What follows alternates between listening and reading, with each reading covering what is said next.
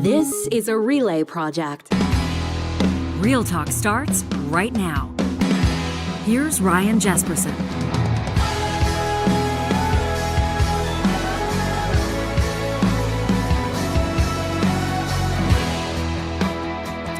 We're happy to welcome you to a survival course edition of Real Talk. We've been looking forward to putting this together from essentially the moment that Donald Trump won the election. Not looking forward in a way that we were excited, knowing that there was a very good chance that Canadian businesses, manufacturers, exporters, entrepreneurs were going to face huge challenges, in some cases existential challenges. But that's the reality. And despite the fact that the President of the United States pressed pause on his threatened 25% tariffs, giving Canadian businesses and Canadian diplomats, for that matter, a month to figure things out, including border security, if indeed that really is Donald Trump's top concern with Canada, businesses, as you know, don't operate in 24-hour cycles. They've got to plan months, quarters, even years ahead when it comes to supply chains or distribution or profit margins. So in this episode of Real Talk, we present a very special edition of the Real Talk Roundtable with 3 Canadian entrepreneurs that are pivoting in light of the chaos created by U.S. President Donald Trump. That gets started in 30 seconds. First, I want to let you know this episode of the show does not happen without Alberta's top online real estate school. Our presenting sponsors at Relo, you can find them online at relo.ca. It's the best place to start your real estate career in the province of Alberta. If you're sitting there restless right now, you feel nailed down to the cubicle at your current job, your earning potential is capped. There's really no room for growth, and you're looking at folks practicing real estate and getting excited about it. The unlimited earning potential helping folks buy or sell that perfect property. You want to get your career started on the right foot, and that's Relo, real estate learning for the bold and ambitious. All of it online with expert instructors that are going to help you going through your pre-licensing courses. They're going to get you through that big exam and start your career off on the right foot. You can read more about life with Relo expert instruction, but make sure when you're signing up, you remember that promo code Ryan100. All one word, Ryan100 will knock $100 off both the Alberta residential and the Alberta commercial real estate bundles. That's Relo online at relo.ca. Well, business owners and operators are wired a little bit different than everybody else, and that's why it's a big pleasure to welcome to the program 3 movers and shakers, entrepreneurs that do a lot to keep their businesses afloat and serving their customers, in some cases, all around the world. Justine Barber, a familiar name in Edmonton. Justine and her sister Kendall co-founded Poppy Barley. I'm wearing my Poppy Barleys today, by the way. I don't know if you noticed, but I haven't obviously, looked at your feet yet. If you talk to a lot of people, they're the absolute best and most favorite pair of shoes that they've ever purchased. You're also the co-CEO there at Poppy Barley. It's nice to have you here in the studio. Thank you so much for having me. You were telling us it's not been, well, I mean, maybe it has, feels like an eternity ago for you, but probably not too long, realistically, years-wise, that you were operating as a startup, a fresh startup in this exact same building. Yeah, I was telling Ryan on my way in, we used to have 2 desks in the co-working space at Startup Edmonton that used to be exactly here. And then Rogers Place used to be this big parking lot that I would park my car in for free and never get a ticket because it was like the edge of downtown. Yeah, you and your sister just had this vision of like custom high quality shoes that could be shipped to consumers domestically and internationally. And over the course of what, 10 years? It's been 12. 12 years. It's been 12. You've grown an Yeah. empire. Unbelievable. Yeah. It's nice to have you here. Lane thank you. Edwards, same deal. Lane is the president and founder of Pura Botanicals. I know that for people that have Real Talk on in the other room, as soon as they hear Pura Botanicals, a lot of them, they're going to scramble to the screen. You create, your team creates just an absolutely magnificent product. Skincare for men and women. Yeah? Skincare, that's correct. How did you get into the business? Oh my goodness. You know what? It actually was the journey into motherhood. I became super sensitive and reactionary to all of my conventional skincare products. And as a mom, you become so protective of your own health and you think about your future. And yeah, I literally became a mad scientist in my basement for 3 years before I opened on 124th Street. Wow. So did you have any experience in skincare, or was this just something where you saw an opportunity or you saw a void maybe with what was available? I saw a huge void. I wanted natural, but I didn't find that at the time natural brands were high performance, nor were they packaged in a way that was sophisticated or inspiring or beautiful. And I thought, we can do a lot better here. I think we can make this something really special and unique. And yeah. Right on. We did. Curtis Hrdlicka is rounding out our round table today. Curtis, you and I have known each other a long time. You're one of the first people I thought about when we were producing this round table, because I remember during the big disruption that was COVID, you were working specifically in the steel business. And I remember you and I were talking about the disruptions that you were navigating there and the big challenges that you were encountering. You're now the general manager at one of the coolest manufacturing companies I've ever seen in my life, and that's Honomobo. These are what do you call them? Custom prefabricated steel homes. Is that what you're building? You nailed it. Yeah.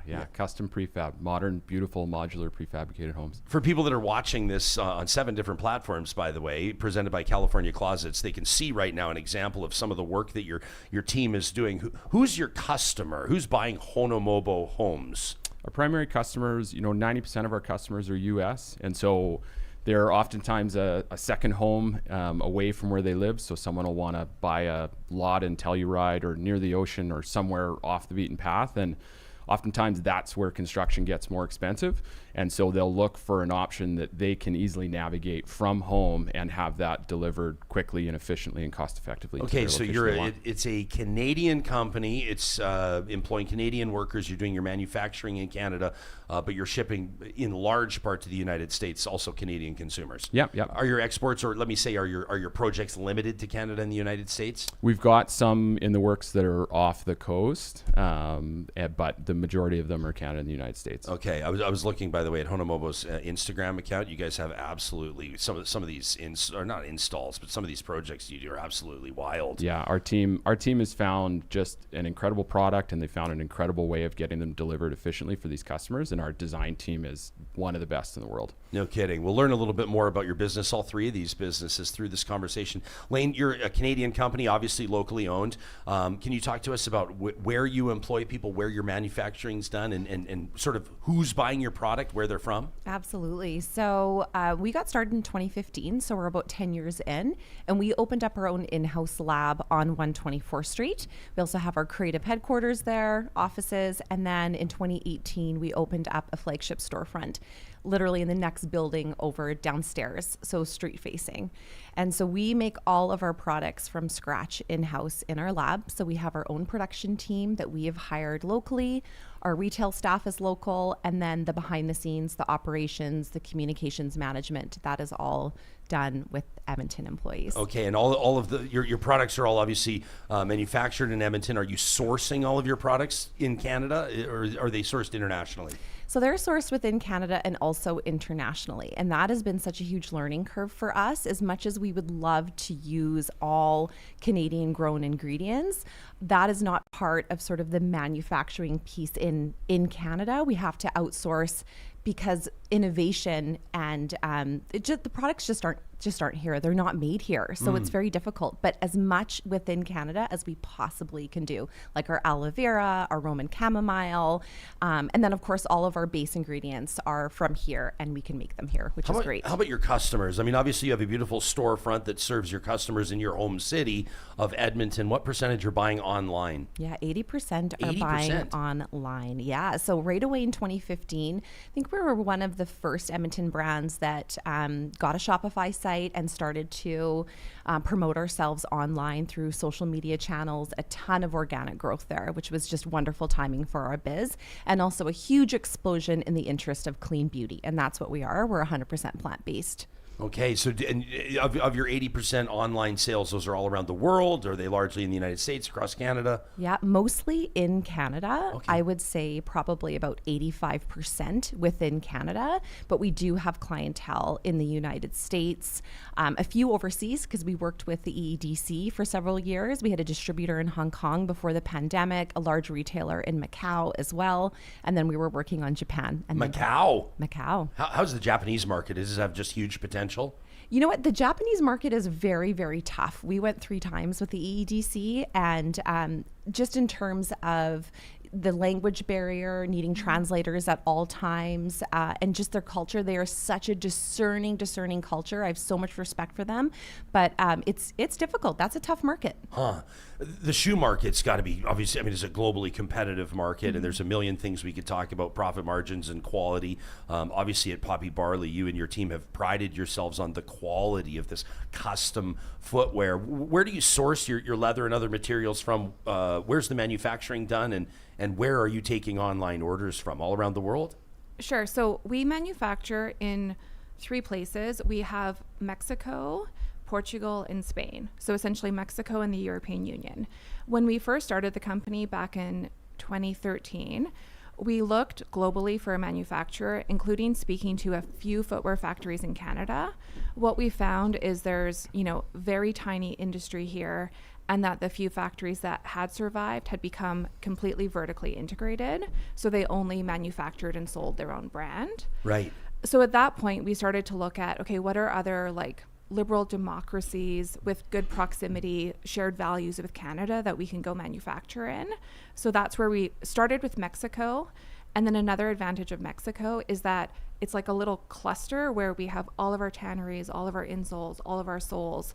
A lot of components go into shoes. So we've created this micro supply chain where we can get everything sourced locally in this one city, manufactured there, and then brought into Canada. A number of years ago, there was sort of pretty wide coverage of what you and the company, what Poppy Barley was doing to empower women that were working in Mexico, paying a fair living wage and all of those types of things. That's always been a value that's been important to you in the company. Yeah, in terms of what we look at for a manufacturer, the first is I want to manufacture in countries whose government I believe in and feel that we have shared values with Canada. And then the second is on the factory level. We have direct relationships with our factories. So sometimes you see, for example, in the Joe Fresh Bangladesh fire, where they were using a broker and they didn't actually know who exactly was making their product. So we have direct relationships. We have long-term relationships. So we normally work with factories for, years and years and give them monthly refill orders. And then we also screen all of our factories for human rights and a working living wage. Interesting. A whole news. I feel like you teed this up for me beautifully, taking a look at doing business in countries where you find stable governments. I don't know if anybody's describing the United States government right now as stable or at least not predictable. I want to ask all of you early on, how has the Trump presidency and this tariff tiff between Canada and the U.S. impacted your day-to-day operations? I mean, looking at Trump getting elected, the first thing it meant for us was that the US dollar is very strong right now. The Canadian dollar is also weak, I think because, of our government chaos and then our lack of economic growth that we've had over the past really 6 years. So the first implication for us was currency. Working in Mexico, we purchase in USD, we sell in Canadian. So for us, the currency exchange really matters. So we had to act very quickly in 2 ways. One, I went to my manufacturers and I actually got a currency discount where I said, I'm paying you in USD. This is helping you. It's worth more in pesos to you, and that's what you pay for people in. And then the second is we use forward contracts a lot. So we'll buy, the right at 3 to 6 months of currency at a certain exchange rate. And that at least gives us some cost certainty. And it also helps us take advantages of bounces in the market. So we were able to get through Q3 this year on a much better exchange rate based on a past forward contract. But now we are starting to be impacted by, 1.43, $1.4. It went up to 1.48 on Monday.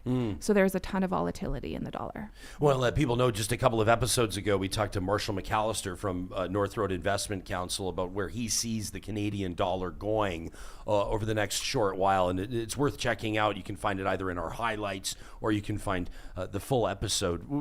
Dynamic-wise, Justine makes such a great point with the Canadian dollar. How much does that impact the steel that you're purchasing? Obviously, you're selling in the United States, which presents a good opportunity. I'm assuming they're paying in USD. Your customers are. Our customers are paying in USD, and actually, the implications of the chaos of 2020 is that we started sourcing Canadian steel. It was the best option for us, just because it was the instability in the market of foreign steel wasn't worth it. and we wanted to start supporting the Canadian manufacturers out east. And so that was a big thing for us. So we're actually the only thing that's affected by the US dollar going up so far is kind of our finishings, the appliances and that the high level finishing. Like you say, we don't typically produce it in Canada, so we'll import it from other places, such as our tile from Spain and some other stuff that we use in the products. That's affected, but the majority of the work, the majority of the labor is Canadian. So we take benefit from the products that go across the border. The problem is if this, the foundation's been destabilized right now, right? Nothing has happened in writing, but it's our job as executive teams to kind of protect our workers from the chaos of above. And so, like you said, as soon as Donald Trump got elected, we started thinking about it, but it was January 6th where he, sitting at the desk, dropped the bombshells on us. And then all of a sudden your foundation's destabilized. You're playing defense instead of trying to think about how we grow. Yeah, 20th of January, he swears in right away, is promising or threatening the tariffs. And then, of course, this Monday, we're waiting for them to come in. He had sort of announces, as you both know, as everybody knows here, that last minute pause, a 1 month pause for Mexico and Canada. If I remember what you told me correctly, though, you're using Canadian steel, you're manufacturing in Canada, but 90% of your home sales are into the United States. So if steel is heavily tariffed, the price of your goods goes up by a quarter, correct-ish, approximately? It is depends. my math on? Yeah, it depends on how they do it. I mean, what are these? I was looking around on your website, like we're talking hundreds of thousands of dollars. This isn't a small purchase. No, and even so, we deal a lot with customs, and each individual product has its own tariff code when it goes across the border, and so we're not necessarily getting tariffed on the steel. Our product is highly steel, but we're getting tariffed on what that tariff code is. And so manufactured housing, there's a lot of need for manufactured housing in the United States and Canada right now. And so the tariff code on that is actually typically smaller. So once we combine everything into a beautiful package, the same as if you're shipping down glass and steel for a greenhouse, you get tariff different than if you manufacture that greenhouse and ship it down. So the problem isn't that something is real right now. The problem is that we actually don't know what the outcome is going to be. And so we have to think about, when we are trying to sleep, right, 95 different things at a time that could hit us out of left field. How are you adjusting, like, not just day to day, but over the next while? Like, I would imagine that, Lane, that when you're planning out what Pura's next month or next quarter or next year is going to look like, tariffs would factor into it. But this whole dust up has been a bit of a wake up call, including for consumers, right? Absolutely. And I think that beauty brands in general, I think we're headed into more of a less is more era. So I feel like for us, we were like steamrolling into product innovation. We had kind of taken our foot off the gas the last couple of years. We were working through our inventory that we had to stockpile during COVID, and it was time now to innovate some new products. We're looking at that differently now. So I feel like brands are going to be focusing more on what we have, the effectiveness of what we have, and being very, very mindful of what we're bringing in and how we're using our resources. That's how it affects our brand the most, for sure. And then I think this is going to really stagnate our growth in the US as well. But right now it's interesting, Ryan, because we're seeing an urgency from those online US clients. Mm-hmm. They are buying, and you're probably finding the same thing as well. You know what and this is an interesting question for all of you, is like, are U.S. customers really aware of this? Like, I think in Canada, this is huge news because we're being impacted. Yeah. But I don't know if the average American is really paying that much attention to, are that for us, they necessarily know that we're Canadian. Interesting. Yeah, that's our take on our U.S. customer Well, base. I'm like cruising your website right now. People can check out poppybarley.com. Don't worry, there will be shameless plugs for all of the businesses throughout this episode. People are loving this, by the way, in the live chat, our Real Talk live chat powered by Park Power. PNC Bio says, what a great show to put together right now. I'm absolutely fascinated to hear what these entrepreneurs have to say about America-proofing their business. America-proofing the business. That's kind of an interesting way to put it. But at poppybarley.com, you don't have like Canadian flags flying everywhere. You don't necessarily on purpose announce that it's a Canadian brand. It's a lifestyle brand, right? Although there it is right on the homepage, designed in Canada for a better future. Maybe I'll eat my words. No, we added that on Monday, though. Is that right? Yeah. Really? In response to this? Very much so. We were like, you know what? Like, the advantage for us as we talk about potential silver linings is that if the tariffs happen, it eliminates or like diminishes some of our online competition from the US, where, you know, you're a Canadian customer, you're trying to buy, already the exchange rate makes that price way more expensive, and then you add tariffs on it. So I think there is some opportunity for us in the Canadian market that we become an even better option if there is a trade war. But we also really do want to emphasize and lean into, we are a Canadian company with a headquarters in Edmonton, and we do believe that it's important to support Canada and Canadian brands, especially during times like this. Interesting but not surprising. Justine, tells us that they made that specific note on their website on the homepage at poppybarley.com just this week. Lane, did you see an uptick in business from people that were kind of moved or inspired by this support local shop Canadian kind of a thing over the past couple of weeks? Absolutely.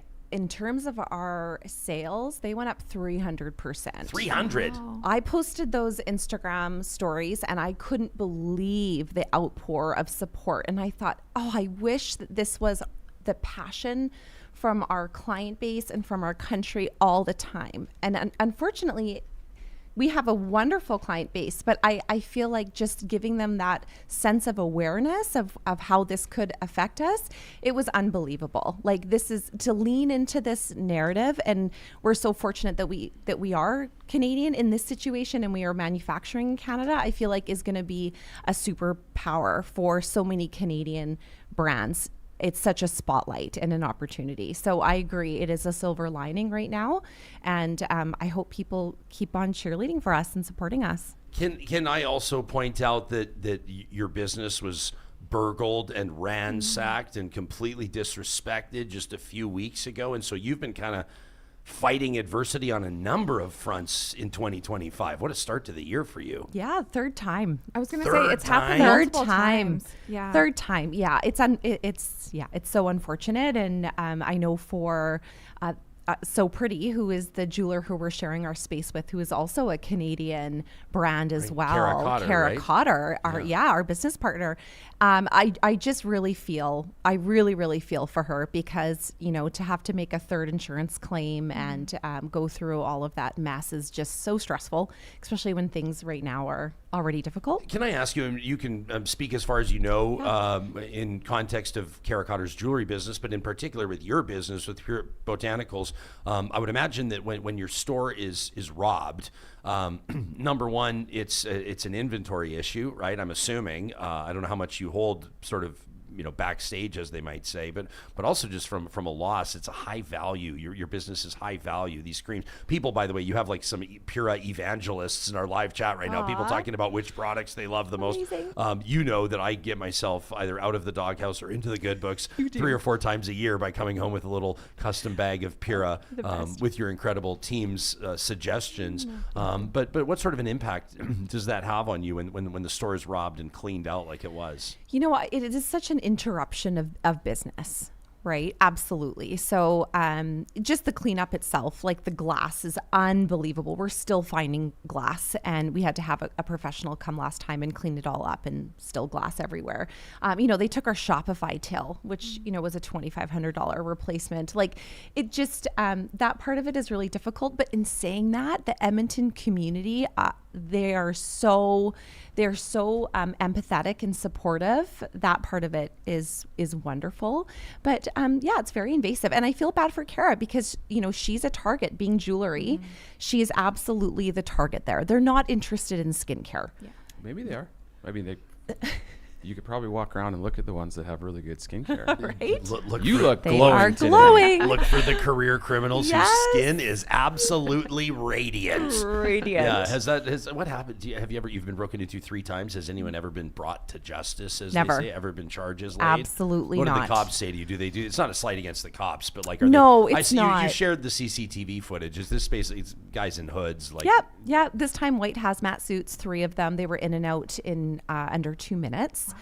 And I mean, honestly, for the cops, it's just they've just have way too much on their plate to look after us. Yeah. I felt like it was such a gut punch to see that happen. I don't mean to bring it up, but I just think in reiterating the challenges and the adversity that entrepreneurs rise to on a daily basis. That's Lane Edwards from Pura Botanicals. Curtis Hrdlicka is joining us from Honomobo, and Justine Barber from Barley. Did you guys see what Edmonton Chamber of Commerce is doing? I love this. This is really neat. We're proud to partner with the Edmonton Chamber of Commerce. And Real Talkers, we talk to you a lot of times about the benefits of membership. Let me let you know that Edmonton Chamber of Commerce makes shows like this possible, and they're serving their members.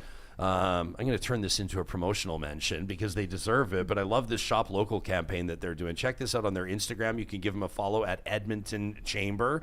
They've come up with these stickers. Have you seen these? Hey, I'm made in Edmonton. They're reaching out to the Edmonton business community in particular, saying let's make an intentional choice to support Canadian-made and locally sourced products. Every time you choose local, you're strengthening our economy and helping business thrive. Real Talkers, you can learn more about membership benefits at the Edmonton Chamber of Commerce by visiting their website, edmontonchamber.com. They've always got member events going on. They're always working on advocacy, but in particular at times like these, it's the resources available like their digital toolkit, their network, and of course these sticker kits that are helping entrepreneurs like the three we're talking about here make their best navigational decisions through these turbulent times. Again, that's Edmonton Chamber of Commerce online at edmontonchamber.com. You didn't happen to go with Complete Care Restoration, did you, when all that glass got shattered? We know somebody, Lane. We can get you hooked up. I hope you never have to clean up glass again. But if you do, the team at Complete Care Restoration has more than a quarter century of experience restoring properties and rebuilding peace of mind. The best part about it, when disaster strikes, heaven forbid, they'll work directly with your insurance company so you can take that off your plate.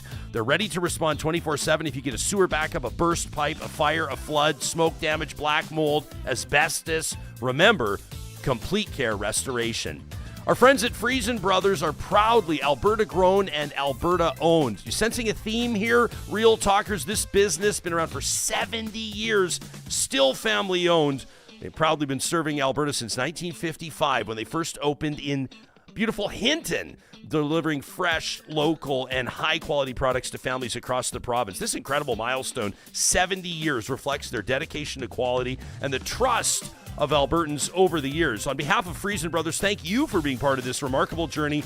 Your support has made it all possible. We're going to have plenty to celebrate through the year. Keep it locked right here on Real Talk, and we'll be telling you all about that. And speaking about difference makers in their communities, local communities, how about the team at UCAN Youth Services? You can find them online at ucan.ca. We're so proud of this partnership, and we're going to be telling you all about UCAN's initiatives through the year. They work with at-risk young adults aged 18 to 25 to get them out of harm's way onto productive paths, whether that's education, a lot of times it's employment resources. If you're an employer that hires young adults in entry-level positions, UCAN could be a perfect fit to help contribute to your employment pipeline as well. Learn more about the different programs they have available, what their relentless outreach workers are doing, and circle your calendar. In March, we have 6 comedy nights coming up. You can check out their website, link to it directly, or go to ucancomedy.com. 6 nights of comedy in March, all in support of UCAN Youth Services. We're going to be there the night of the 17th.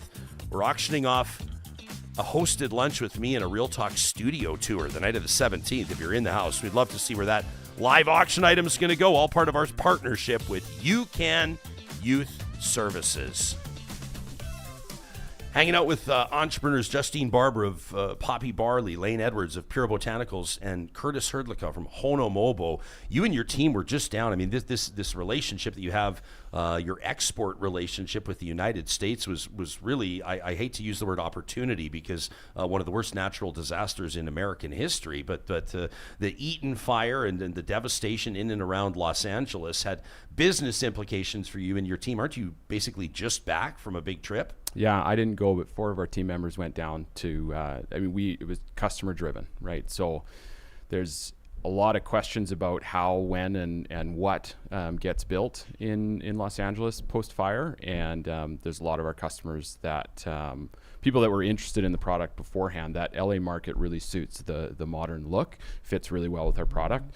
And so we were asked to come down and do some site visits and assess whether modular was an option for some properties. And thankfully, we're going to be able to help some customers out relatively quickly. Which is great, but you wonder about this interruption. Like when we're talking about whether or not American consumers or American customers, the American public realizes the extent of this disruption due to this kind of trade tiff.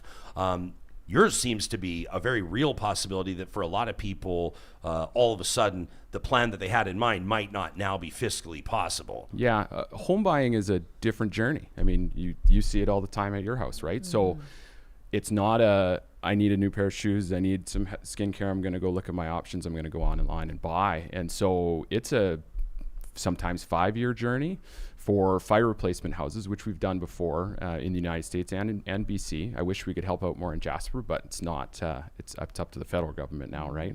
Hang on a second. We haven't announced this to Real Talkers yet, but we've just, the reason we usually do our Real Talk Roundtable on Fridays. The reason we're doing it on Thursday is because we're tomorrow, which will be our Friday episode, the cabinet minister, the federal minister, is actually the Minister of Sport, interestingly enough, is now in charge of the Jasper Rebuild Task Force on behalf of the feds. So he's going to be joining us in studio next episode we do. So I would love for you to give me some fodder and some questions to ask. We'll also be talking to the mayor of Jasper, and we're working on getting a voice from the provincial government because there's so many different cooks in the kitchen here. What do the feds have to do with it? Is it the standards? Everybody doesn't want Jasper looking all modular and sexy and modern. Is that it? Well, the problem with construction in general, the reason why construction hasn't reached, say, the efficiency of the automotive industry is that it's the jurisdiction, it's that local area, that local bureaucracy that's in charge of what the house has to sit on, be attached to, what it looks like, etc.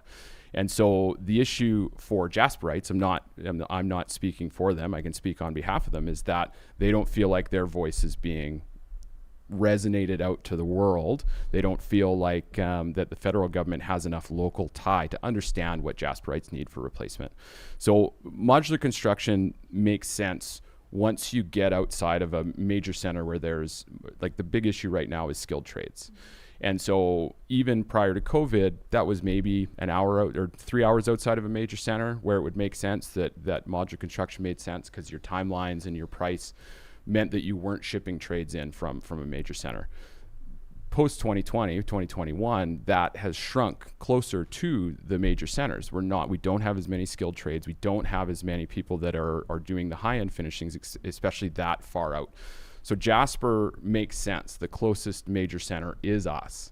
But at the same time, it needs to pencil out for those customers. Either they're insured properly or they're not insured properly. So it's not a small discussion. I encourage you to talk to the federal minister, get him to live in Jasper for a few months. That's probably the best way for him to really understand what the locals are going through. Yeah, isn't that the truth? How did the challenges or opportunities, I want to ask you two fronts on the question lane of COVID compare to what you're expecting right now. It's maybe a little bit more different because in COVID we have now the luxury of hindsight. You can look back, it's been a couple of years type thing.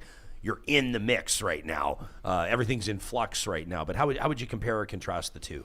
Absolutely. Well, I think in COVID, it definitely affected our storefront, which this doesn't affect our storefront locally. I think we're going to see an uptick in our storefront business.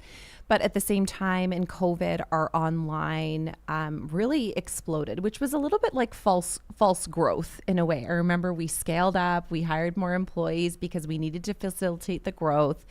And people were focusing on personal care. They weren't spending on travel. They weren't spending on, shoes. Yes, I'm sorry, no shoes. kidding. They wanted to be in their house coat and putting on a skin mask. So we were very, very fortunate to be one of those businesses that thrived in COVID. But I feel like we had a big course correction after. We also had to stockpile inventory because we didn't know that we were going to get it. And also we stockpiled for that kind of growth. And then we were kind of left with, oh, wow, we have a lot of inventory here and we don't necessarily, we're not on that trajectory like we were. And that was a really a big adjustment. That affected our team. That affected our vision for the future. We had to adapt again. And for this, I feel like we're just going to be extra discerning moving forward. What would be an example of a decision that you're making, or maybe an approach that you're changing, like a pivot that you're making right now that you wouldn't have to be in skincare to find value in that approach? Like, there's people in the live chat right now that are like Stephanie, for example, who says, thank you so much for promoting made in Canada products. I can't wait to listen to more of this content. She says, yeah, everybody's, but I know that there's gonna be a lot of entrepreneurs that are listening for tips or insights, maybe one that doesn't have specifically to do with skincare, but just in business operations. Yeah, I think I mentioned this before. I think that we have to go with the ideal that potentially less is more. So be very discerning in terms of what you want to create within your business and your brand. Make sure that you are thinking more locally and within Canada versus outsourcing. The more that we can do that, I feel like the better. And I think we have to get really, really creative then with any kind of innovation. And I think that's going to help other Canadian businesses. Even for us, when I think about our raw materials, how creative can we get to source more within Canada?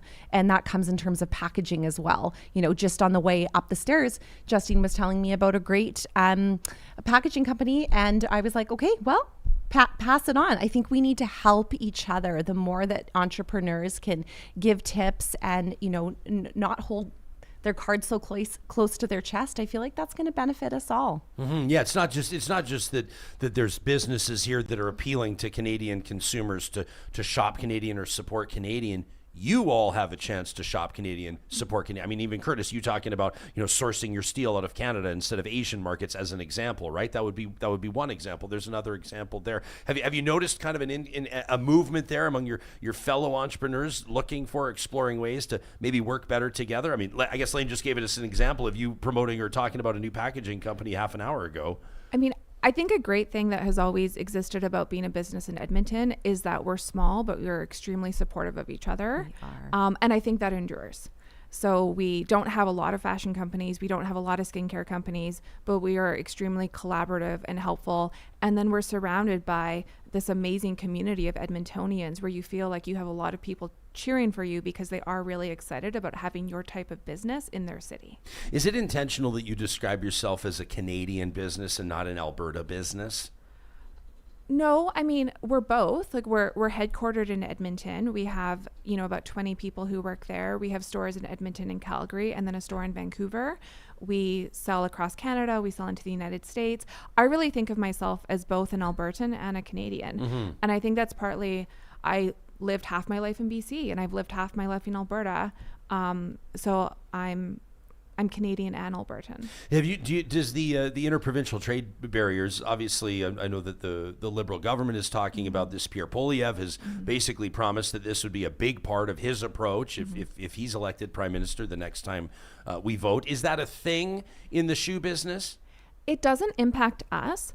But going back to what I see as the major problem facing Canada and facing Canadians is a lack of economic growth, and then depending too much on the US as this one huge trade partner. So I absolutely think that reducing interprovincial trade barriers, doing more business with each other, and then finding places where we can grow and become more productive as a country is the path forward. Yeah, we had a great conversation with Doug Griffiths, CEO of the Edmonton Chamber of Commerce, just the other day, and he was talking about kind of the silver lining. He said that he thinks that this chaos out of the White House might actually strengthen Canadian businesses in so many ways as they're connecting, like you're describing. They're exploring new export markets when otherwise they may not be compelled to do so. Are you actively at this moment exploring new international markets that you may not have otherwise, or are you constantly looking for new areas to sell your shoes?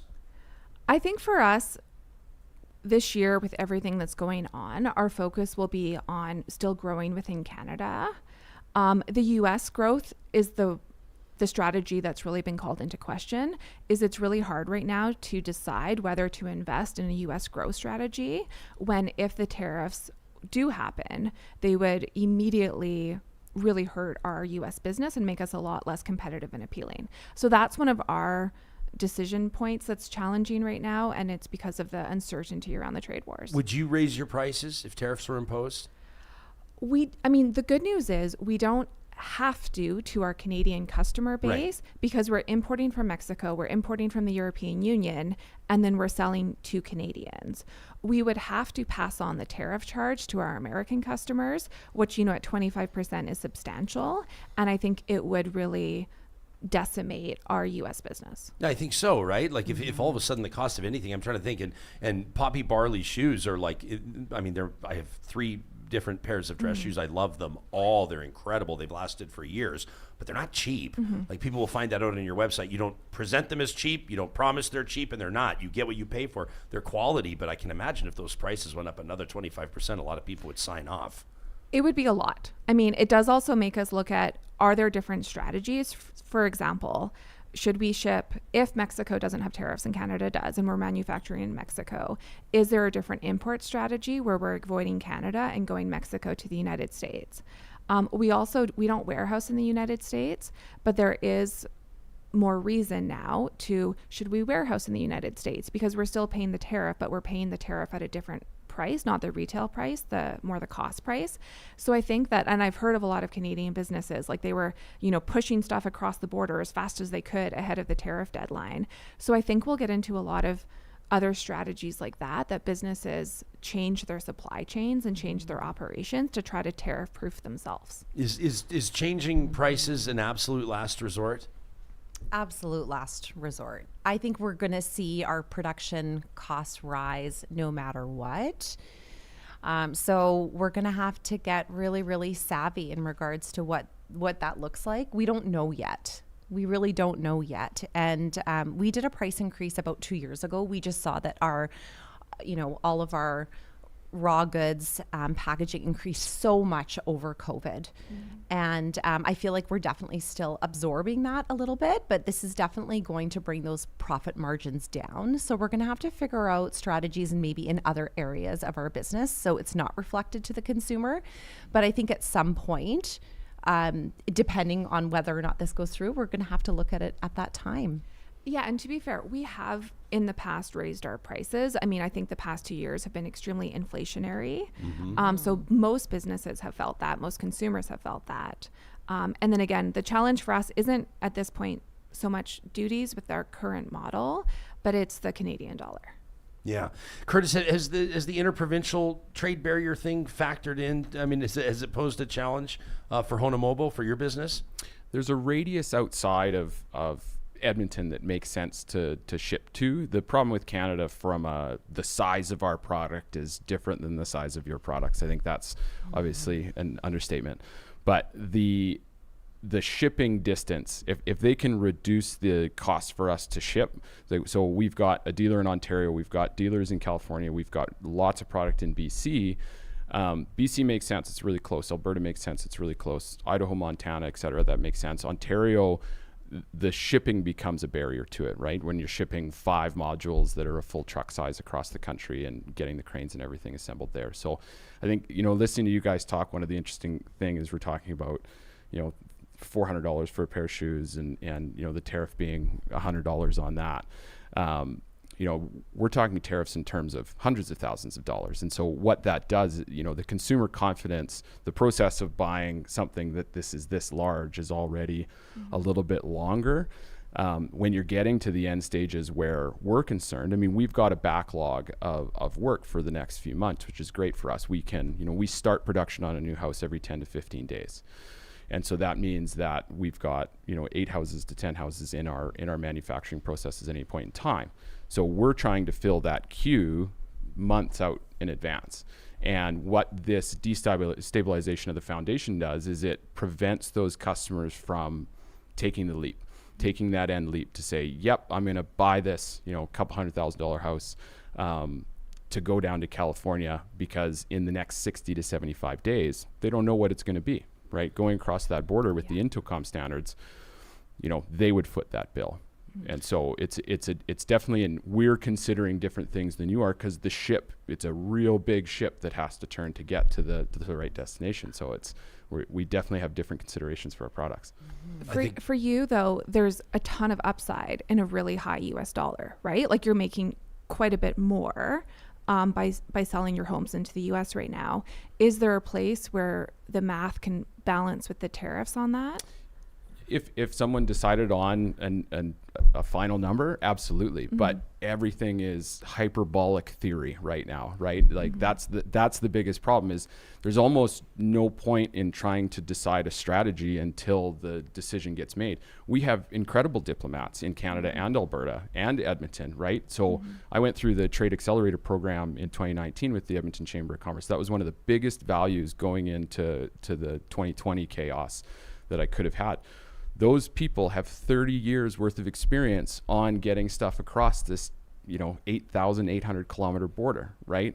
They don't know what to do. So if the people that have 30 years worth of experience don't know what to do, how are we supposed to know what to do? And the problem is that the population seeks out the wrong type of media to get their answers, right? So when everyone is like, our executive team over the weekend was just chaotic in the text message stream. And I was like, who's talked to our trade minister? Right? Has anybody talked to them? Has anybody talked to any trade lawyers? Like, they'll be the first ones to know. So it's almost trying to calm everybody in our organization down to say, listen, we've got work. It's our job to solve this, but it's also, the guy that I'm going to phone on Monday's job to solve this. So do you consider, let me ask you, this is a loaded question. I know you won't mind it. When you look at, you're talking about, we have phenomenal ambassadors, a lot of it you say at the federal level, at the provincial level, and I'm going, well, this has actually been kind of a bit of a source of contention with some folks, not with everyone, but Danielle Smith has been a bit of a lone wolf on the diplomacy side. All of Canada's premiers, save Alberta's, have kind of stood together collectively. Meantime, Danielle Smith has been down in Florida, in D.C., advocating for Alberta's interests, in particular the energy industry. When you look at that, who do you see as representing you more, or who are you looking at Danielle Smith, in other words, Alberta's voice, or are you looking at the collective, looking at this as a Canadian voice? I'm just asking for your personal opinion. Well,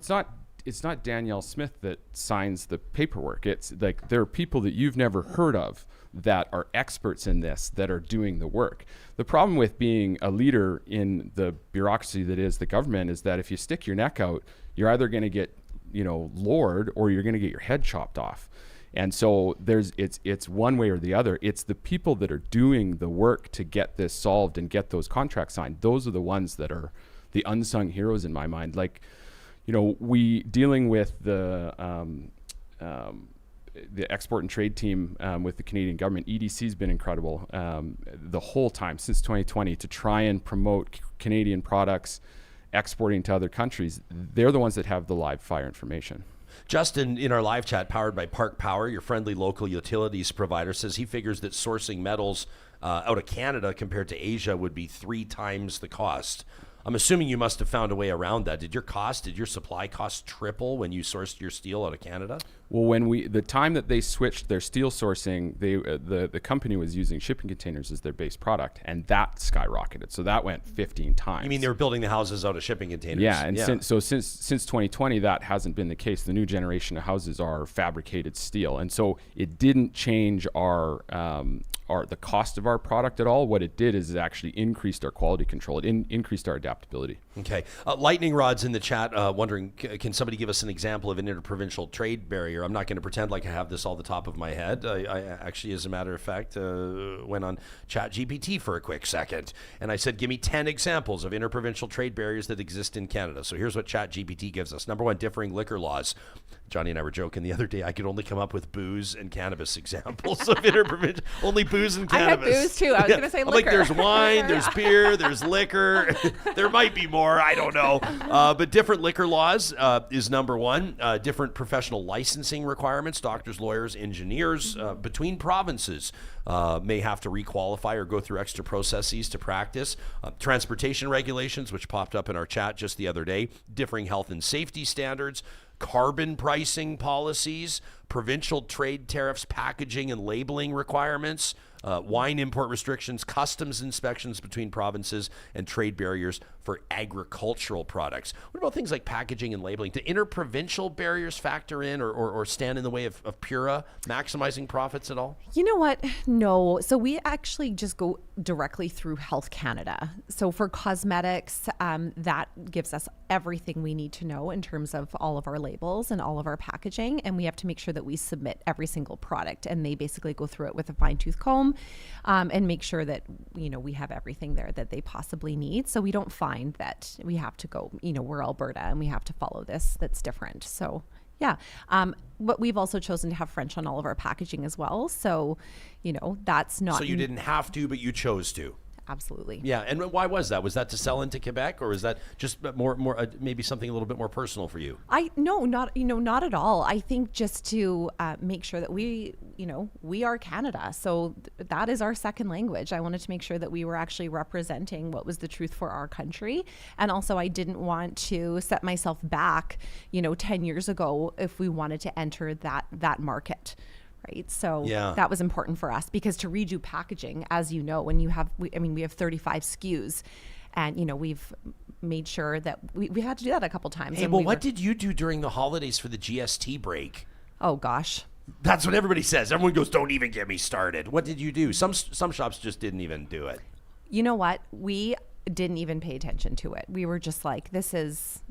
we can't. Pain in the ass, right? Total pain in the ass. I remember here, I definitely don't speak on behalf of Friesen Brothers, but I remember getting some perspective from their senior leadership on the amount of work that was going to go into processing this GST break on the stuff that they sell, and they were just like had a migraine headache, you could tell. Especially that time of the year when, you are already absolutely going 100 miles an hour. That was, Oh, I don't even know. I don't know these folks personally, but Rep Rap Warehouse. Shout out to them. They're watching us live on YouTube. They said, pardon me coming in late to the conversation. They said, but don't even get us started on break-ins. They've had 3 since November of 2022.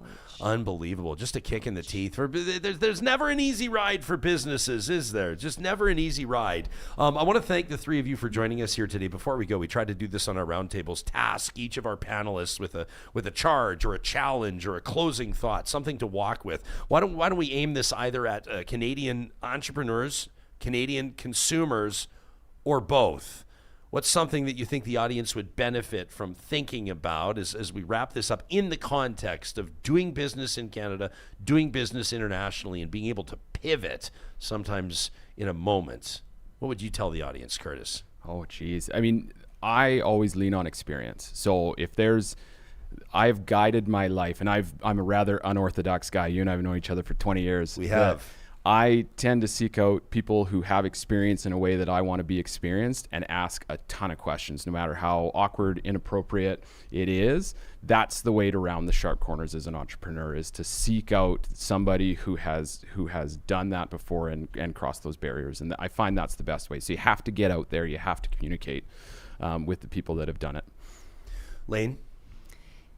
For me as a business owner and a mother of 3, I think, honestly, look after yourself. I know that's very different from your answer, but I feel like you have to absolutely have the fortitude and the resilience as an entrepreneur. There are constantly challenges every single day. And if you are not well, then it's very, very difficult to continue on for yourself, your team, and your family. So mental health, number 1, move your body, and look after you and your family, and make sure that, you are enjoying it.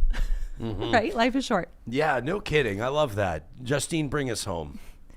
For me, a big takeaway from COVID is that there's always a path forward. There's always a way to get through. There's always a solution, and that the world will return to normal. So I think, this is maybe the second, a different crises that we're facing, but I have comfort from that I think COVID was actually a lot more disruptive, a lot, because we were all scared about our health and the entire world shut down. So compared to that, it's like, I feel like this is manageable. There is a way we can get through it together.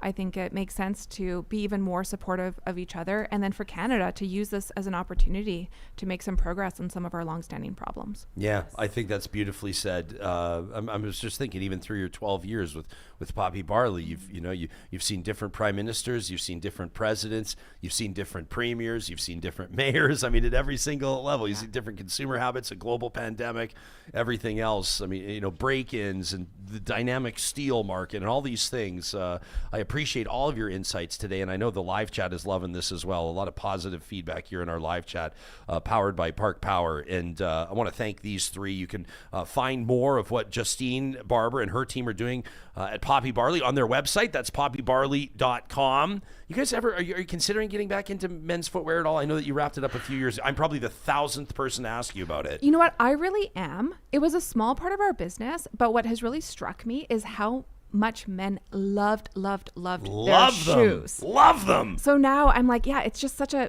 amazing customer for us. I do want to. Yeah. He's also asking if you have any size 13s in stock. And it's not even, and they can get a lot more specific than that, because you go in and you guys did the whole custom thing, and it was like, it wasn't just size 12. It was like fully custom. So it was incredible. when we started, we were custom. We don't do custom anymore. But so that's good for you to know. Now it's ready to wear footwear, but we do for women sizes 5 to 12, including half sizes, and we do wides. And with our men's, we were doing sizes, I think it was 6 to 14. Mm-hmm. So we do an extended size range, and we are obsessive about fit and comfort. Well, this is like another example of how you've evolved your business to I would imagine, remain profitable and to grow over the years, right? Yeah, it was a big pivot after about our first 3 years, where it was like, this isn't working. This is the path forward. And yeah, it has happened. I feel like you have to be the phoenix as a business. Yeah. You have to reinvent yourself. You have to come back from the ashes, and you have to, it's like chess. You are playing chess. Yeah. And we're continuing to play chess. I think it's so cool. I remember when you guys launched and how proud and excited we were for you, and to have you here a floor below where you started the business, talking with 12 years of experience, how you're continuing to grow it in face of adversity is a really neat moment for us. So nice to see you again, Justine. Congratulations to you and Kendall and the team again at poppybarley.com. We've been hanging out with Lane Edwards. You can check out what Lane and her team are doing at Pura Botanicals.ca. Ethically sourced, female owned, made in Canada. Valentine's Day coming up. Everybody has a chance to be the big winner on Valentine's Day. Lane, thanks for hanging out with us. Keep up the amazing work. And we're especially proud as well. You're a 124th Street business. If we're getting hyper local, that's our neck of the woods too. Yes. And so it's great to have you here with us. And Curtis Hrdlicka, Curtis, you and your team obviously doing just amazing work. I know that I think that it was, who was it in the chat? Craig is in our chat. I think he might be buying a house as we speak. He's like, these modular homes are absolutely gorgeous. They're on your incredible. website. We got into it. I got into the business because my wife and I fell in love with it and bought one. And through that process, because we had shut down our manufacturing facility during or post-COVID, we ended up, I got a job offer, and I was like, my wife would love it if I got a job, and that was the area we wanted to get into. And so yeah, our entire team is fantastic, and the products that we deliver are incredible. So it's fantastic to be a part of it. And like you said, we're a wiry bunch, and so you can change the rules, but we're going to work our hardest to be the first one to solve those rules, right? That's how we end up still sitting in the seats we're in. That's such a neat situation. You go from being a customer of a business to the business's general manager. Yeah, it worked out really well. Yeah. And so our previous business was really heavy into steel manufacturing and steel modular manufacturing, and we're Edmonton area, not Edmonton, so they fit really well on rural properties, and it worked out. It worked out really well because the things that business needed at the time was the thing that I needed to be able to give. I love it. Honomobo.com. We'll link to all three businesses in the show notes. That's Curtis Hrdlicka, the general manager there, probably based out of, you're officially in Nisku, right? That's where you're paying the property taxes, or where is it officially? Both our head office, our corporate office is just off of White Ave, and our manufacturing facilities in Nisku. Okay, interesting. Oh, two different property tax bases. Yeah, that's exactly. kind of interesting, isn't it? Good stuff. Our thanks to Curtis, to Lane, and to Justine. Real Talkers, I want to put this out to you now. Let us know what you make of what you heard. In particular, I'd love to hear from entrepreneurs. I'd love to hear from business owners, including members of our American audience. We know that you tune in. We see the hits on the website. Is this on your radar? Talk@RyanJespersen.com is where you can find us. Thanks to the three of you. And best of luck moving forward. We'll be keeping an eye on exactly what you're doing. While we're talking about dream spaces and homes and investing in your space, let me put California Closets on your radar, Real Talkers. We're so proud to partner with this team that is the best in the business, bar none, at what they do. On their website, californiaclosets.ca, you can check out examples of how they work. And of course, you can request your free consultation as well. This is an opportunity for you to sit down with their team of designers, paint a picture of that perfect installation, and get a sense of what it might look like. Budget-wise, timeline-wise, they can work with any budget. You'll find the proof on their website. Different levels of investment, from the basic, slick, efficient designs all the way up to pure luxury installs. Again, it all starts with that free consultation. You can book that today at californiaclosets.ca. We have a message for those of you that are looking for new employment opportunities. If you're looking at maybe getting into the green energy space, a huge growth opportunity in Canada and around the world, Kubi Renewable Energy is literally always hiring for their BC and Alberta locations. Proudly headquartered in Edmonton with beautiful offices in Calgary, Lethbridge, and Kamloops, BC, Kubi is providing green energy solar solutions in residential, commercial, industrial, and agricultural applications. They're currently hiring in all 4 cities in all kinds of roles: engineers, sales, installers, office managers. You can learn more by checking out the careers link at kubi.ca.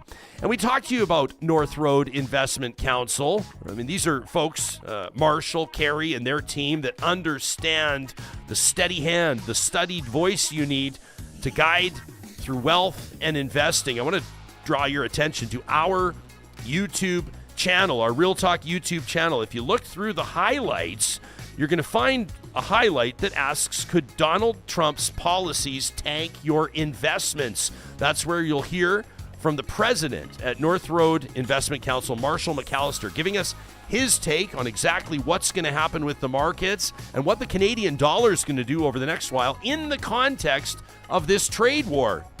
Fantastic advice, great insights from Marshall McAllister at North Road Investment Council. You can learn more by checking out their website at northroadic.com.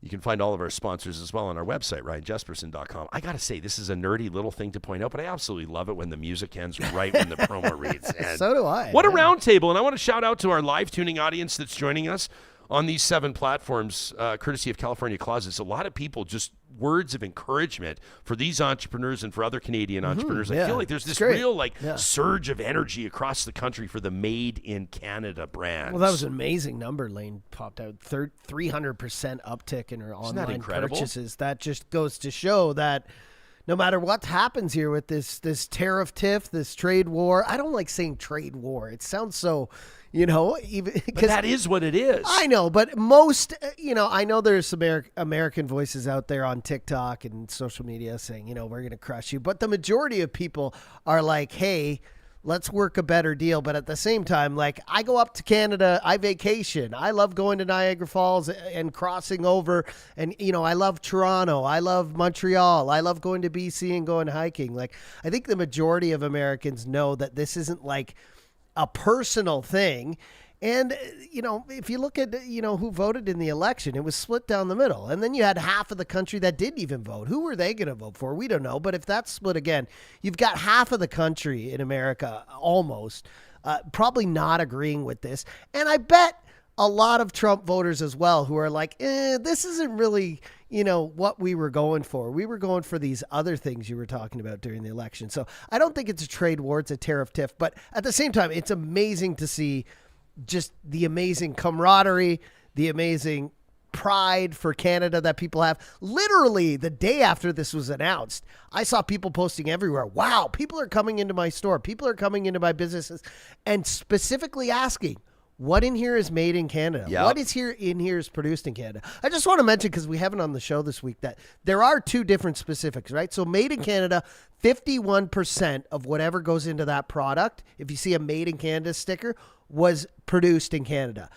Produced in Canada. If you see that sticker, grab that item. 98% of what goes into that product is produced right here in other words, Canada. made in Canada could be assembled in Canada, right? And it could have, some products from China, some products from America, some products from Mexico. There's a mix going on when it's made in Canada. But interesting to hear, like Lane would be an example when she's talking to us about what goes into the Pura product, saying like some of the ingredients that they use just simply aren't available in Canada. They have no choice. Yeah. I see Kenzie in the chat. Nice to see you there. Kenzie says it's funny how everybody's becoming nationalists now. Give me a break. But it kind of, it's an interesting and kind of a funny comment, but people are becoming a little bit more protectionist as a result of the United States becoming a little bit more protectionist, and there's not necessarily anything wrong with that. Like, when everybody talks about the word nationalist gets really torqued, right? It gets torqued to invoke all kinds of things, and people, connect it to all types of, protests and flags and clashes with police and the type of thing. Sure. But if you look at it, what did we learn through COVID? Like, we learned one example off the top of my head, that if we were able to research and manufacture vaccines better in Canada, we would have been better off. Right? How about Curtis? It's a better move for his company to source their steel in Canada, and so they do it. And I know that there's a lot of businesses right now that are probably looking at their supply chains. Maybe they haven't looked at their supply chains for a while because business owners have 1,000 things on their minds, and everything's been working out just fine. Sure. But now it's an opportunity to reevaluate and to maybe at the end of the day wind up with a better deal. To wave that flag. I get it. But I think I have a unique perspective. I often bring this up because, I was born in America. I'm still an American. I'm a dual citizen. I live in Canada. I love Canada. I would never move back to the States. But I think Canadians are a little more humble in the flag waving and stuff like that. Alberta, I think, is one of the proudest provinces to be Canadian in the country. And you see Canadian flags, but man, you go down to New Orleans, where my aunt lives, or if you go down to where my grandfather, my uncle, my cousins live in Paducah, Kentucky, every single fucking house has an American flag on the front porch. So I think it's just they're a little more braggadocious down south. My family down there, they're a little more, they wave the flag a little more. Now, that doesn't mean that Canadians aren't proud, but when we need to step up to the plate, we do, and that's what we're seeing. Well, I don't think we like being insulted. I don't think we like being disrespected or taken for granted. I don't think anyone does. Alberta Ganger says, honestly, I was more Alberta first, but this security issue has made me more concerned for Canada. Jim in our live chat, powered by Park Power, says this whole thing has cemented the need for all of us to work harder and seek local and nationally produced products, as we've been conditioned to default to the United States. 100%. A lot of people are saying, Johnny, saying you need to call it what it is, Johnny. People are saying you need to use the heart. It needs to be called a trade war. Otherwise, he says, Cactus Sheriff says, kid gloves only serve those looking to disrupt. Tony, how about this one? Says, I still hate that the defiance to Trump's BS, she says, is pushing the made in Canada attitude. We should have this attitude all the effing time, says Tony. That's her edit, not mine, by the way. I absolutely agree. This is something that, my partner, Jatinder, made me start doing. And she's like, look for Canadian labels. Even when she buys organic, a lot of organic comes from the States. But she's like, some of the best organic stuff, when it's in season, is in Canada. And now we're going to look for organic. And even right now, just because of the season we're in, everything organic is like Mexican or American, right? But I love that people are now looking at the labels of things. You can simply flip over anything, any kind of packaging, and look down, and you can just screenshot, Google image the symbols, and some of them will tell you like where this was made, not only, but packaged, processed, where was it shipped from, where was it put together. And I love that we should have been doing this the whole time. People should have been doing this all the time. And I think in Canada especially, we're kind of blind to that. We just buy, and I get it. There's affordability crisis. You're going for the cheap stuff, the yellow tags, the stuff on sale. But it's amazing that during this affordability crisis, Canadians have stepped up and said, you know what, I'm going to pay an extra $2 for this. I'm going to pay an extra $5 for this. I'm going to drive a little farther to do my shopping to support this country. It's absolutely incredible. I love it. I love it. Yeah, I love it, and I love your passion. Lauren is in our live chat right now, says one of the greatest American imports we've ever made is you, John. Oh, you bringing you in from Florida. Hey, I had my most liked Instagram comment of all time. It's currently happening right now. now. It's What? trending. Really? A comment that I left on. I think this has got to be. Can we show this? We can show it. I think this has got to be Edmonton's most followed Instagram account, Yag Wave. Oh, God, these guys. If you live in Edmonton, you know Yag Wave. They posted this video. Did you see this video? This is an Alberta farmer. This is shot from the sky. This is a video of an Alberta farmer that has spelled They've spelled out Trump on their field. They've spelled out Trump on their field. Why? And I just commented, celebrating the guy who's trying to bury your entire industry. Unbelievable stuff. But I saw that the folks at Yag Wave, nobody knows who they are, but they put out a poll and they said, is this a win or is this a loss? Yeah. And this is polling at a 90%, the farmer taking the L. The farmer taking the L 90%. So. So there you go. Yeah. I'm just really appreciative for the spirit of all this that we're noticing in the chat here, and a lot of people, with great insightful comments. Ken, for example, says, I've dealt with guys like Donald Trump before that negotiate like that. They only feel like they can win if somebody else loses, which is a great comment, Ken, and obviously kind of counterintuitive to partnerships, to trade agreements, right? If somebody has to lose. Lori says Americans will be busy surviving Trump's destruction of their government, their supports, their structure. Big protests in every state, says Lori, are happening as we speak. It seems as though the president couldn't care less about his own people. Lauren Corbett in our chat. What's up, Lauren? Says municipalities should source Canadian as much as possible, even if it costs a little bit more. That's an interesting point. That's an interesting debate. If your favorite service provider or your favorite restaurant or your municipality, like Lauren said, were to go Canadian, to go exclusively Canadian if possible, but their prices were going to rise a little bit. And they clearly communicated. In other words, are people willing to put their money where their mouth is? Yeah. If your favorite restaurant said, we will exclusively source Canadian materials, products, ingredients. But your burger price is going to double. Or maybe not double, but maybe go up by 5 or 10%. Yeah, 5 or 10, I don't mind. Yeah. But I that's why I mentioned that, because I know there's families who are putting $50 aside a month to try and save a little money, or they're like, how are we going to afford groceries? We can't spend $250 this week. We're going to spend $150, or we're going to spend $80, or there's people struggling. But 5 to 10% for me, if the business went out of their way to show me, I'm probably going to snatch that up. And we're working downtown here, Ryan. We're walking around now. People are putting signs out.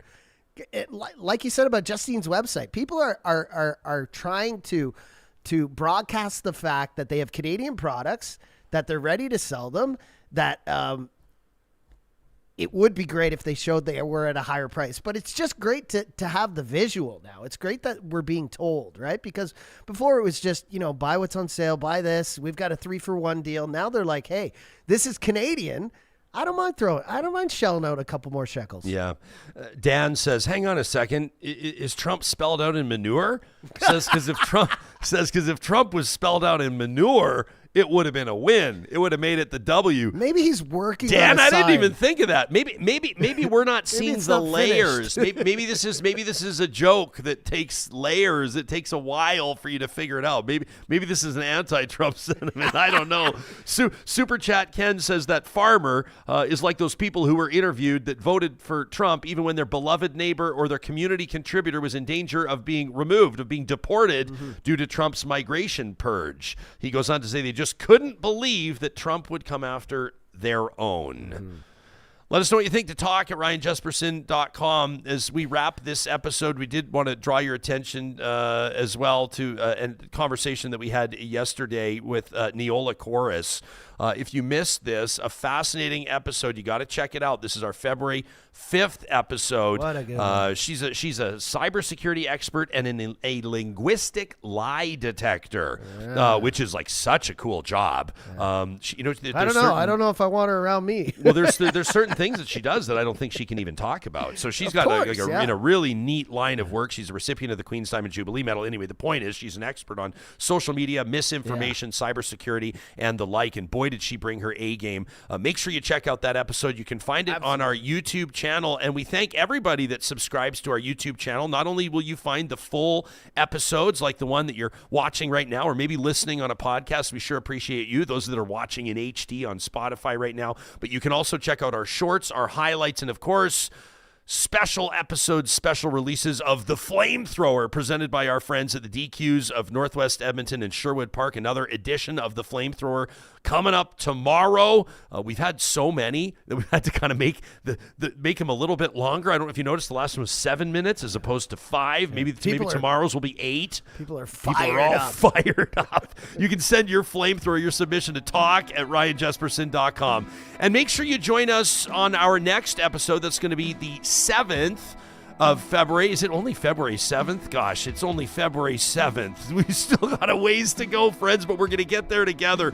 We've got Federal Minister Terry Duguid in charge of the Jasper rebuild, plus Jasper's Mayor, Richard Ireland, and we'll have firsthand accounts from that mountain town rebuilding as quickly as it can. We'll talk to you then.